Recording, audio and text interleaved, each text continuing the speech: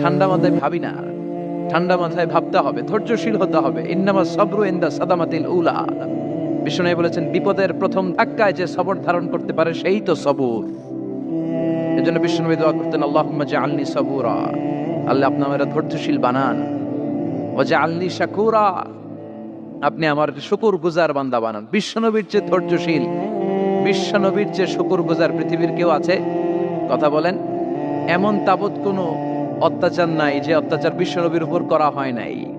বিশ্বনবী মক্কার জামিনে যখন দাওয়াত দিতে লাগলেন, ওনারে পাগল বলা হতো, বলা হতো তুমি পাগল, বলা হতো মুহাম্মদ একটা কবি, বলা হতো মুহাম্মদ হচ্ছে গণক। বিশ্বনবী যখন রুকু দিতেন, সিজদায় চলে যেতেন, উটের পচা নারী ভুড়ি এনে বিশ্বনবীর কাঁধে ফেলে রাখা হতো। বিশ্বনবীর গলার মধ্যে রশি ধরে টান দেয়া হতো। কয়েকবার বিশ্বনবীর এই ঘাড়ের এই চামড়া ছিঁড়ে গিয়েছে, একবার চাদর টান দেওয়ার কারণে, আরেকবার রশি টান দেওয়ার কারণে। বিশ্বনবী কিছুই বলেন নাই, ক্ষমা করে দিয়েছেন। যেই মক্কার শত্রুরা বিশ্বনবীকে মক্কা থেকে বিতাড়িত করেছেন, এবং যেই রাতে উনি হিজরত করলেন, মাইগ্রেট করলেন, উনি কেঁদে কেঁদে বারবার